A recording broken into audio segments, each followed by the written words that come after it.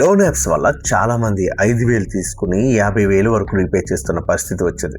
ఈ స్కామ్ ఎలా జరుగుతుంది, ఏంటి అనేది నేను పూర్తిగా చెప్పేస్తాను. ఎందుకంటే నేను కూడా ఈ స్కామ్లో ఇరుక్కుని బయటకు వచ్చినాను.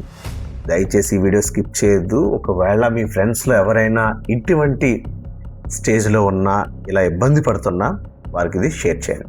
అసలు ఈ ట్రాప్ ఎలా మొదలవుతుందో చూద్దాం. మొదట సోషల్ మీడియాలో ఫేస్బుక్, ఇన్స్టా, గూగుల్ కానీ లేదా యూట్యూబ్లో కానీ instant loan in 5 minutes approval, no documents, easy loan అంటూ చాలా అట్రాక్టివ్గా చూపిస్తారు. మీకు అర్జెంటుగా మనీ అవసరం ఉన్నప్పుడు మీరు ఆ లింక్ని క్లిక్ చేసి అప్లై చేస్తారు. అప్లై చేసిన తర్వాత Aadhaar, pan card, phone permissions ఇలా అన్నీ అడుగుతారు.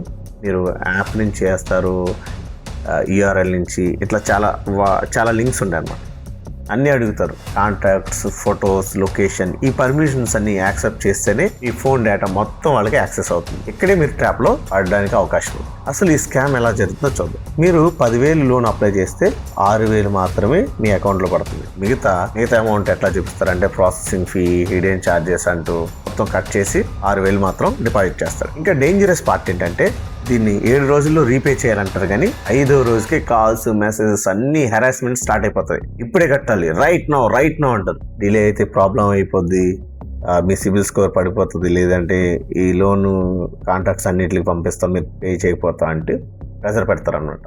మీరు చాలా కన్ఫ్యూజ్ అవుతారు, ప్యానిక్ అవుతారు, భయపడతా ఉంటారు, ఏం చేయాలనుకుంటారు. ఎందుకంటే అప్పటికే మీరు డిసైడ్ అయ్యి ఉంటారు 7 రోజుల తర్వాత కదా, ఈ లోపు ఒక రోజు ముందు అడ్జస్ట్ చేసుకుందామండి, కానీ 5వ రోజు నుంచే కట్టేయాలి. ఇక్కడే అస్సలు డేంజర్ స్టార్ట్ అవుద్ది. ఇది బ్లాక్ మెయిలింగ్ స్టేజ్ అనమాట. మీ ఫోన్ లో ఉన్న కాంటాక్ట్స్, ఫొటోస్ వాళ్ళ దగ్గర ఉంటాయి. వాళ్ళు ఏమంటారంటే మీ డేటా మిస్యూజ్ చేస్తాం, మీ కాంటాక్ట్స్ కి పంపిస్తాం అని చెప్తారు. ఈ లోపు ఒకటి వదులుతాడు అనమాట. ఏం చేస్తారంటే మీ ఫొటోస్ ఉన్న దాన్ని ఒక న్యూడ్ పిక్ కి మీ హెడ్ ని అటాచ్ చేసి పెడతాడు. ఇప్పుడు మీ దగ్గర 2 ఆప్షన్స్ ఉంటాయి. ఒకటి మీరు భయపడడం, 2 మీరు ధైర్యంగా ఎదుర్కోవడం. ఆబ్వియస్లీ మీరు ఫస్ట్ దానికి వెళ్ళిపోతారు. ఏంటి, భయపడతారు. భయపడి వద్దొద్దు అని ఫ్రెండ్స్ దగ్గర నుంచి తీసుకుని లోన్కి రీపే చేస్తారు.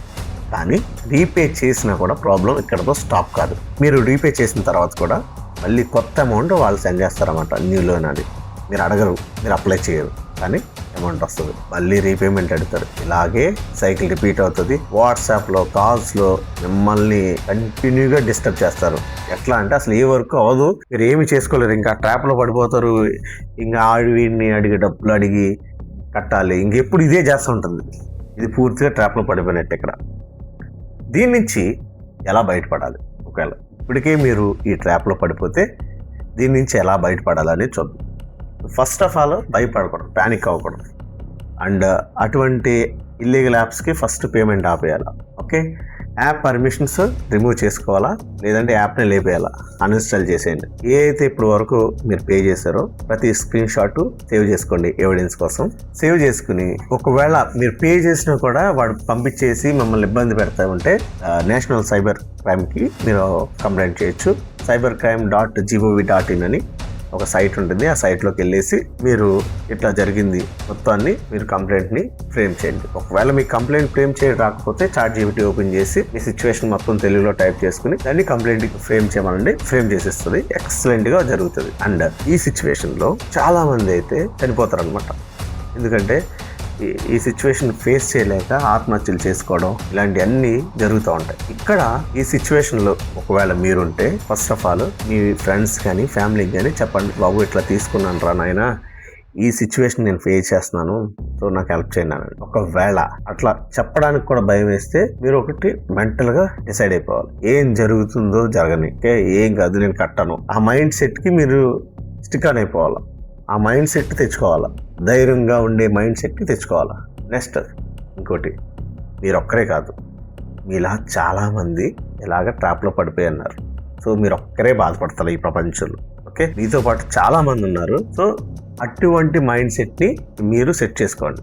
ఇప్పుడు ఒక చిన్న ట్రిక్ చెప్తాను దీని నుంచి బయటపడేది. ఏమవుతుందంటే ఇప్పటికే మీరు చాలా అమౌంట్ కట్టేసి ఉంటే మీరు ఒక వాట్సాప్ స్టేటస్ పెట్టండి, ఇట్లా నేను లోన్ యాప్ స్కామ్కి గురయ్యాను, సో వాళ్ళందరూ నా కాంటాక్ట్స్లో ఉన్న అందరికీ లింక్స్ అయి పంపించి మనీ పే చేయమంటున్నారు, దయచేసి మీరు ఎటువంటి లింక్ ఓపెన్ చేయొద్దు, ఓకే జస్ట్ ఇగ్నోర్ చేయండి, బ్లాక్ చేయండి అని చెప్పండి.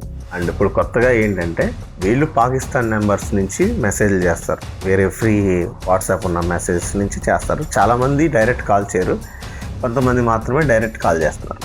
సో డైరెక్ట్గా కాల్ చేసినా ఇది ఇల్లీగల్ కాబట్టి మీరు ఎటువంటి భయపడిన అవసరం లేదు ఇప్పుడు కడితే. సో ఇక్కడ నుంచి కట్టకూడదు అని డిసైడ్ అయితే మాత్రం ధైర్యంగా ఉండండి.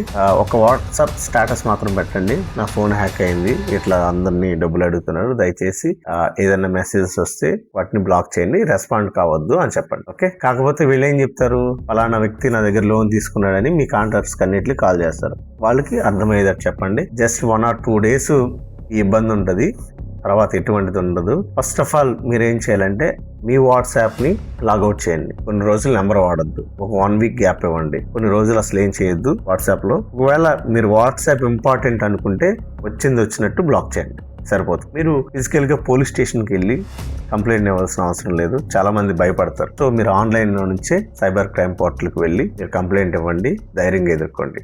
జై హింద్.